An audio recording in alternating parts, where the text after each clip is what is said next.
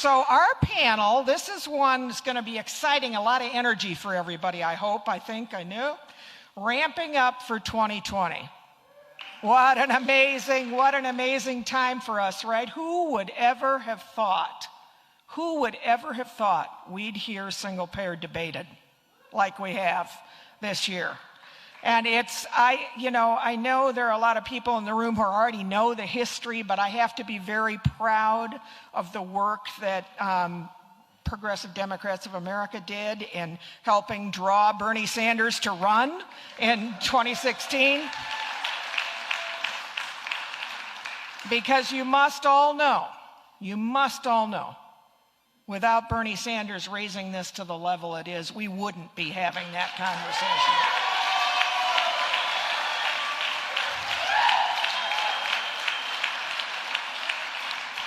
So we have three. Okay, no chanting yet. Thank you very much. We have three wonderful panelists today.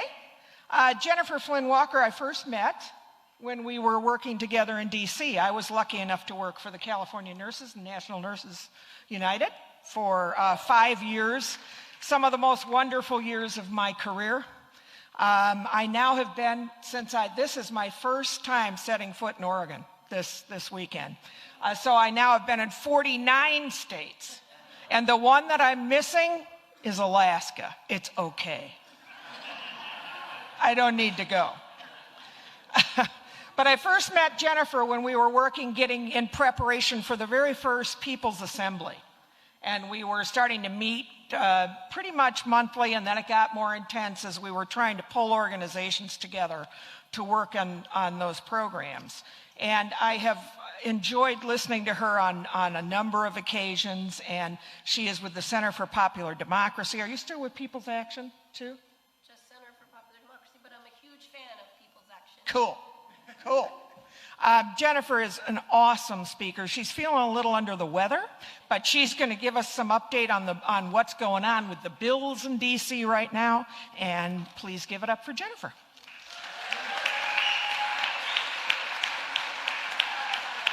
Thank you so much.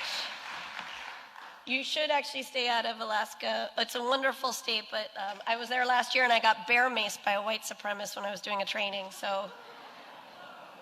But I learned that I'm tougher than a bear because, it's supposed to incapacitate a bear for about an hour so that you can run down the mountain or whatever. And I was okay relatively in a couple minutes. So that's good. But I do have a bit of a cold, so I'm sorry.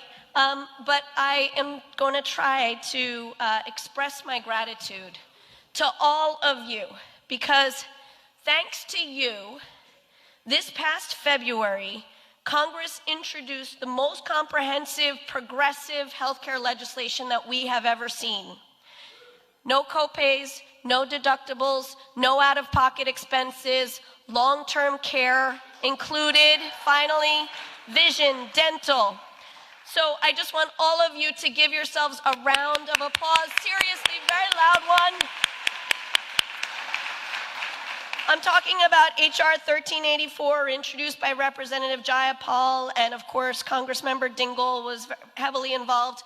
But the truth is actually that a lot of you in this room helped to write it. It was one of the most, I've had the pleasure of being a part of writing a bunch of legislation, at all different levels in the course of my 25 plus year career. And so, but I've actually never been in one that was quite this participatory. And so I just want to shout out, she's not here, but Amira Sequeira, who helped write that from National Nurses United, and Ken Zinn from National Nurses United, and of course, Mark Dudzig and Ben and so many other people who helped to write the legislation. And to thank you all for letting us have such a hand in writing it. I know a lot of you were involved in that. So we introduced this bill with 107 co-sponsors, despite the fact that we added this new huge thing of long-term care, which, many people will tell you is going to destroy the entire economy, which of course we know it is destroying the economy. It's destroying our families' economies, right? But we still need to do a lot more in that area, and we do intend to. We now have 118 co-sponsors. And our goal in the course, when we set out to introduce the legislation, was that over 2 years, we would be happy with having a hearing in four congressional committees.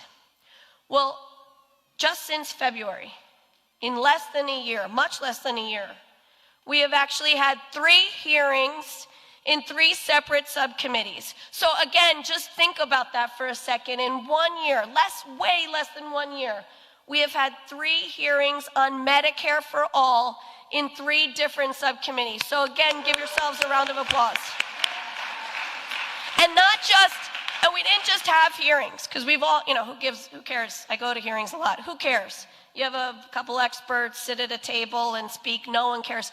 But we had transformative hearings where patients were allowed to testify. And I know that shouldn't be something that we applaud ourselves for, but it was really fucking hard to get those patients, the people like you and me, on stage there to testify. So thank you so much. One of them, Rebecca Wood. Rebecca, is she here? She was here earlier. Rebecca, let's just give her a round of applause. She told the story of her and her daughter and their need for health care, and I'm losing my voice. So I won't keep going with that, but she did an amazing job. The other person who testified was Adi Barkan. And I have to tell you, Adi is a colleague of mine at the Center for Popular Democracy, of course. And the most brilliant, we were very concerned. One, we were told under no circumstances could there be a patient who would testify. Absolutely not. There's nothing that we can do. And we tried all of our backdoor tactics, and we went to every single Congress member. Representative Jayapal was calling every day. So Adi picks up the phone and calls up the speaker and just asks directly, why would I not be able to share my story? And it's very hard to say no to Adi. So he gets on stage, and we were worried because he had at that time lost his voice and was using, he lost the ability to speak, and he was using the eye-controlled typing mechanism, and there was a computer recording of his voice. And we were concerned about how this would go over in a hearing. Well, I'm not saying that we should all lose our voice during a hearing, but it is an amazing tool for advocacy when you're going to testify before Congress, because he simply, in order to make it go faster, he had to pre-record his testimony. And the chair said, if there's something that you want to, I'll give you a little extra minute. You can pre-record some things like, "Excuse me, Chairperson McGovern." So wouldn't you know that every few minutes in a hearing, there was an "Excuse me, Chairperson McGovern." He'd look at the button and, that would go off. And of course, it's awkward. You can't, in a hearing, you're always cut off, right? But it was an awkward situation, so he never cut him off. So this 2-hour hearing went to become about 5 hours. And both Rebecca and Adi really owned the day. And they exposed the Republicans, and actually, they neutralized the Democrats who were against Medicare for All, which is a huge, yes. But they also exposed the Republicans who were, frankly, kind of brave to stand up against them for what they are: cruel and inhuman. So thank you to Rebecca for that. So since the bill was introduced in February with the original 118 co-sponsors, we've been able to get 12 more on. And actually, when I say we, I really mean a lot of you. And I can look around the room and know that, it was Ben's group in Massachusetts that got Trahan on from Massachusetts. Cummings, rest in peace, but I know it was the Maryland group that worked on getting him. So I want you to stand up if you helped with any of these efforts. Doggett in Texas, Sophia Sepulveda, National Nurses United, you did it. Price in North Carolina, Kildee in Michigan, Yarmouth, Kentucky. I know there was a huge push in New Mexico to get Lujan on. Sherman in California,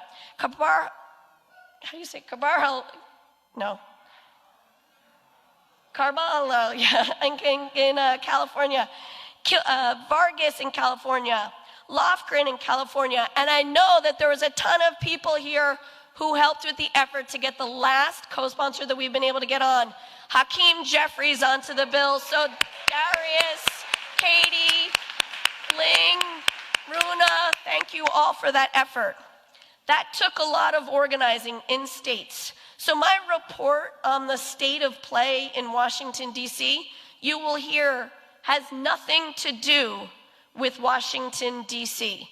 It is all about your work in districts to constantly remind your Congress members, your representatives, sorry, that they need to get on the bill. And if they're already on the bill, that they need to champion it, because there is really no one who is pushing this every single day. And every single day, we are losing ground. So we really need you to step up your efforts in state. It is all you. So what's next in DC? I mean, of course, we have the Senate bill that was introduced by Bernie Sanders with 14 co-sponsors. That is actually fewer co-sponsors than we would have liked, right? Because he ended the session last time with more. So we still need some people to get on. In fact, Wyden from right here in Oregon is not on yet, even though he was on previously. Van Hollen from Maryland, also not on. So we can, go right Monday if anyone's still here and you're not going hiking. Or you could hike over to Wyden's office, I don't know how far it is, and make sure that he gets on the bill. But onwards for the next steps, we heard about the upcoming committee hearing in Energy and Commerce for the House bill, so that Chair Pallone has agreed to hold. However, he agreed to hold that a long time ago, frankly, and we don't have the date. So we still need to do a lot of work there. And I know Center for Popular Democracy, working with others in New Jersey, are building out a team of people, nurses, National Nurses United and others are canvassing in his district and have had some interesting interactions with his brother, the cop and the mayor. So we need to make sure that we get the hearing in Energy and Commerce. We are building out state tables.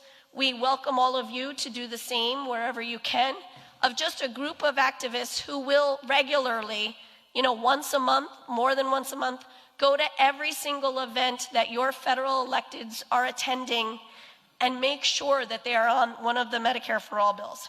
The other things that are happening, and this is what's happening in DC, the state of play in DC is not about Medicare for All. Don't be distracted.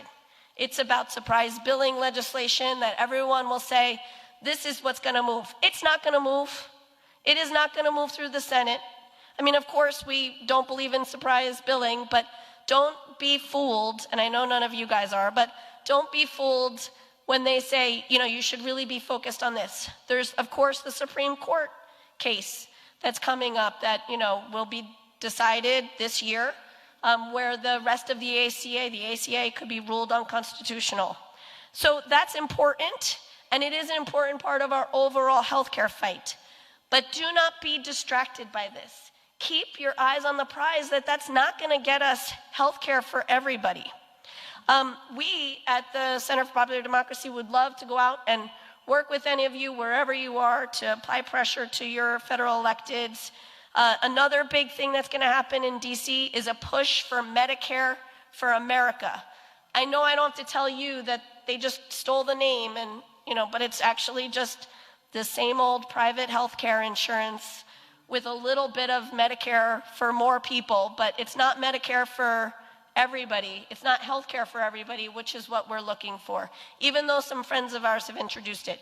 There's going to be a huge push in the next 2 to 3 months, and certainly in the beginning of the new year in Congress, to lift up Medicare for America. You'll probably hear some presidential candidates talking more and more and more about this idea of Medicare for America. So be clear, educate your folks, let them know the difference between Medicare for America and Medicare for All. So you heard about the Ro-Khanna bill that's going to be introduced, and that's exciting. I'm going to move it over into, I think, what's going to be our meaty discussion about the presidential candidates. This is everything that's happening in DC is about what's happening in the states, you guys pressuring your federal officials, and what is happening at the national narrative, which is our presidential candidates. So I'll turn it over. Thank you. Thank you.